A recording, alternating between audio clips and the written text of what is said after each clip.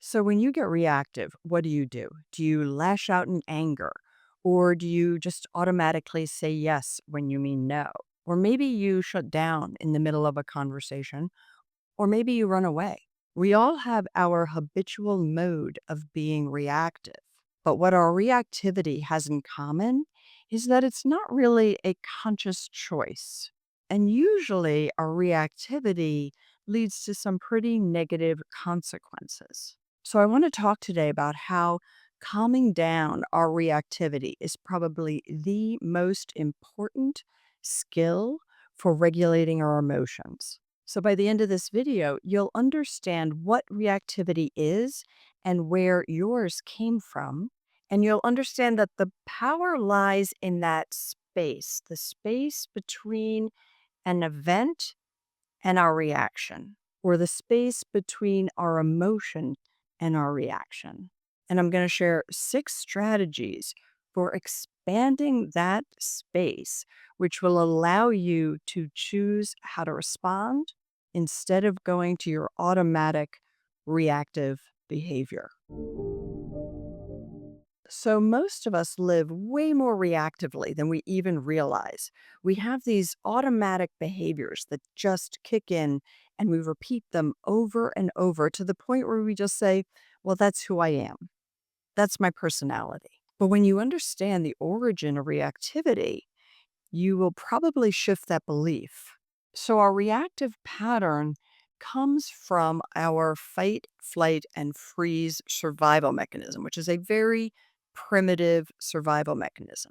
And if we grow up in a dysfunctional family or with a lot of trauma or stress, and I'm including in that neglect, we develop patterns very young that help us survive. But when they become so ingrained that we repeat them over and over, later in life, they prove ineffective. So, for example, if you have a parent who rages, you might learn to freeze or flee. And then later in life, anytime there's any conflict, you either freeze or you flee.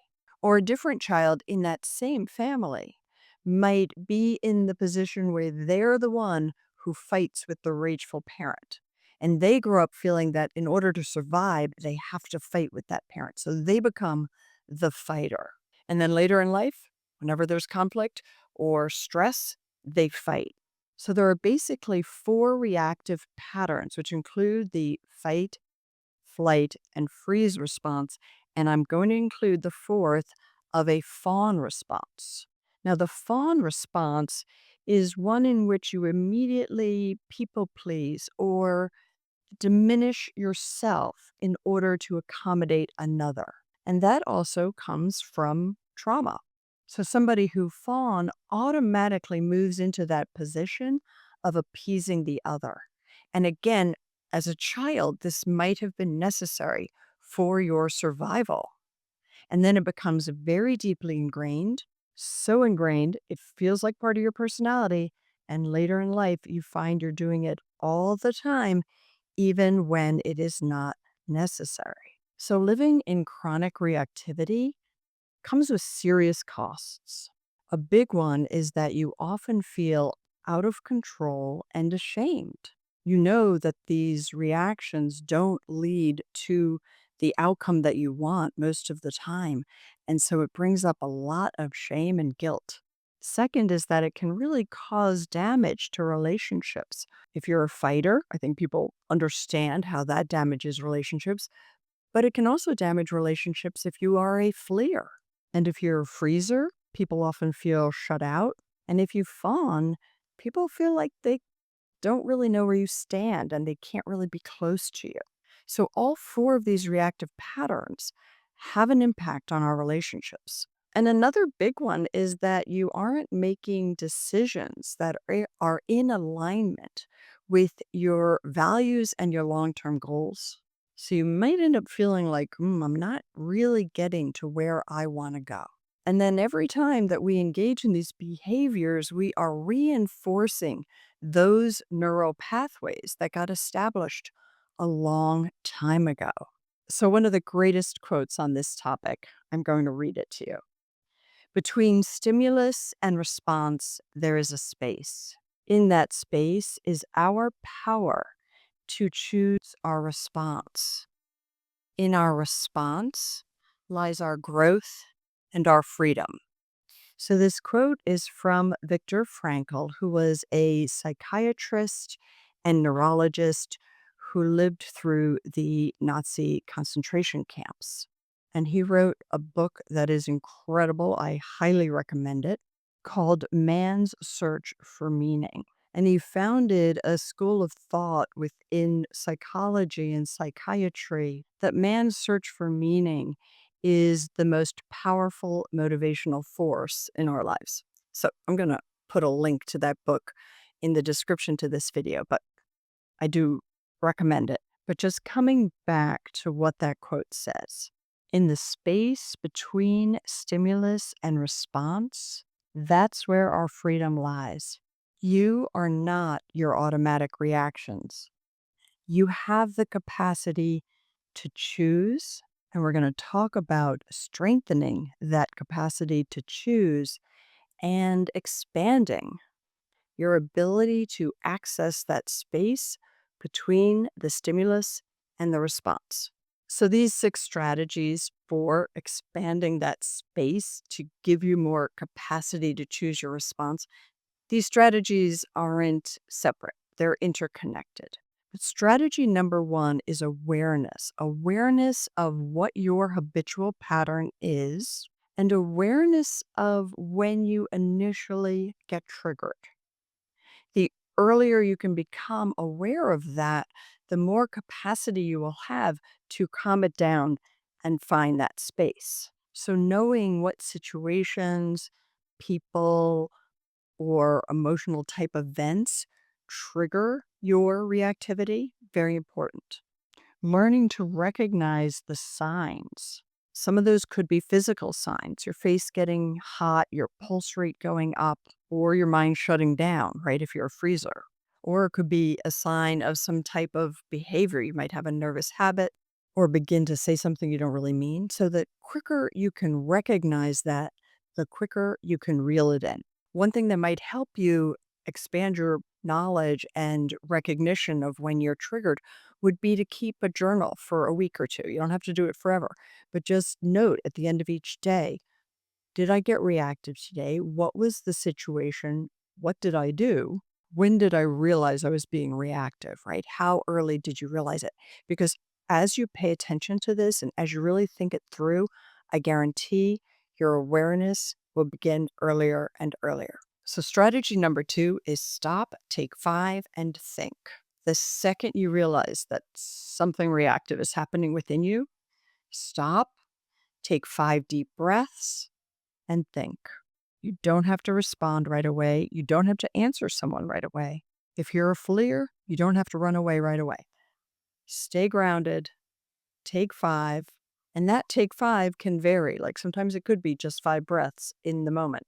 Sometimes it might be you need 5 minutes. With bigger issues, it might be you need 5 hours, but you might need some time to process what's going on. And if you can stop, take 5 and think, and while you're taking those 5, do some of that deep breathing or grounding. And those tools really belong in my strategy number 3, which is why I said this is all connected. But strategy number 3 are the things that help you reset your physiology, calm your pulse rate. I guarantee that when you get reactive, your pulse rate has jumped.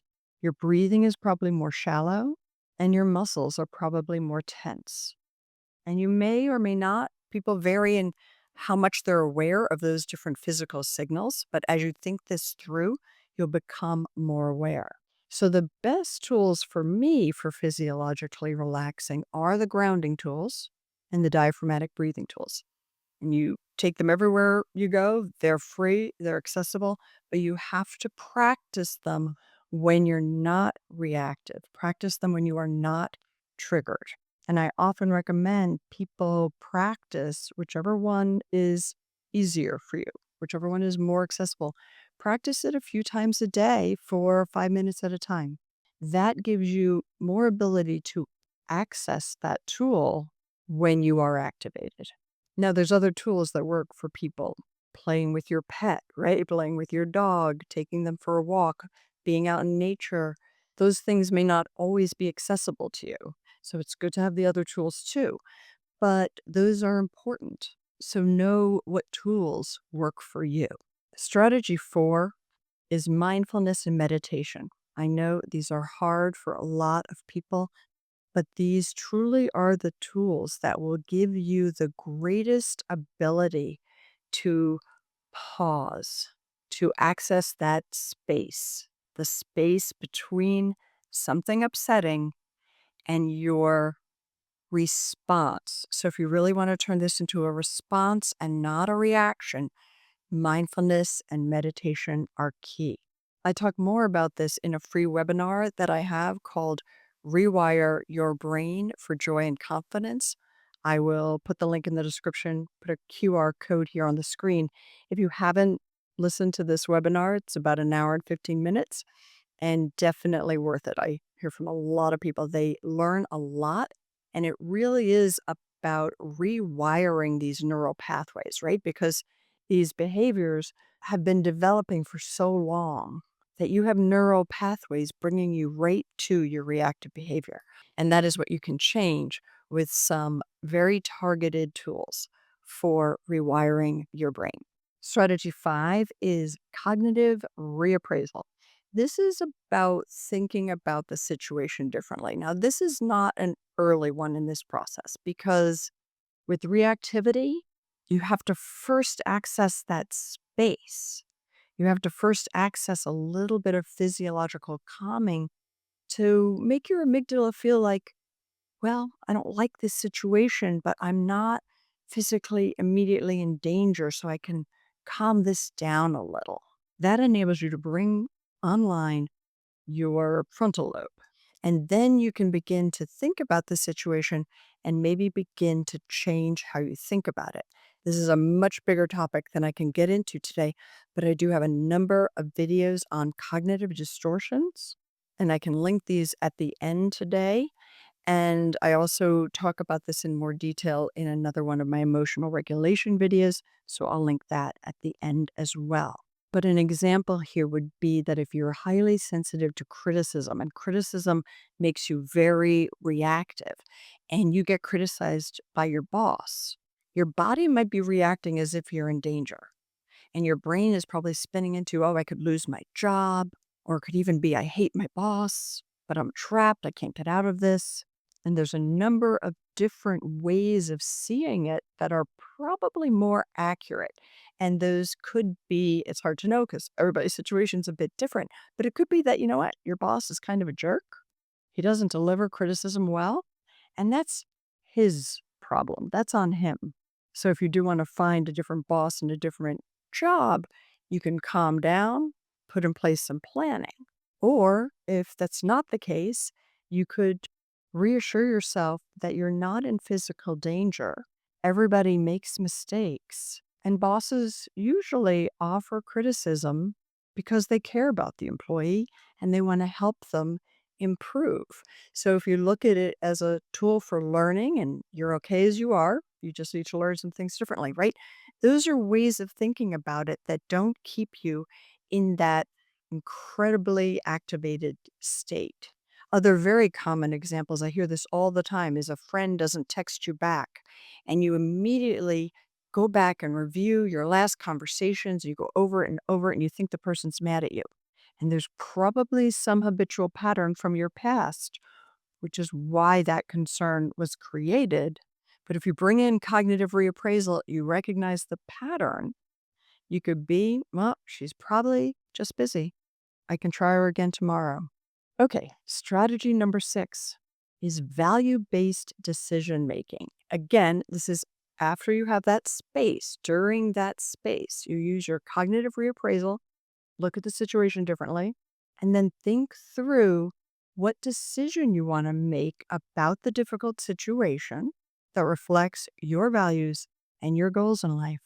You can ask yourself, what response would be the most in line with my values and my long term goals? What response helps to achieve what I really want to achieve here? What response will make me feel good about my handling of the situation, no matter what the outcome is? Knowing our values is really a North Star for us. It goes to that concept that the search for meaning is very important. Having meaning in our lives is super important. And in the roadmap program that I have, it's an online program. The first module is really on identifying your values because many of us don't really think through, what are my values? Which ones do I truly hold versus the ones I was told to have by my family or I'm told to have by society? What are my truly most important values? So that piece is about self exploration. All right, pat yourself on the back for getting through all of this. And just so you know, practice makes perfect. All of this takes practice, it takes time. Having self compassion, knowing where your reactivity came from and that it made sense. It makes sense that that was your pattern. It makes sense that that is your pattern. And you can do things to begin to shift it. So self compassion, super important. So the freedom is in the response. You can still feel anger. You can still get angry and choose your response. You can still get your feelings hurt. You will. I mean, all of us. We will have our feelings hurt. We will, something will happen that will make us angry. Things will happen that will make us sad. All of this is going to happen. I know it can be very tempting to listen to those people who say, oh no, if you do everything right, life is perfect. But that just is not true. So, knowing your emotions, knowing yourself, and being able to choose your response, that's a wonderful thing. Let me know if this was helpful. If you like this, please do give it a like. Please do subscribe to my channel. It's a big help. Helps me continue doing what I'm doing, helps me spread this information worldwide. And I appreciate you, and I'll see you next week.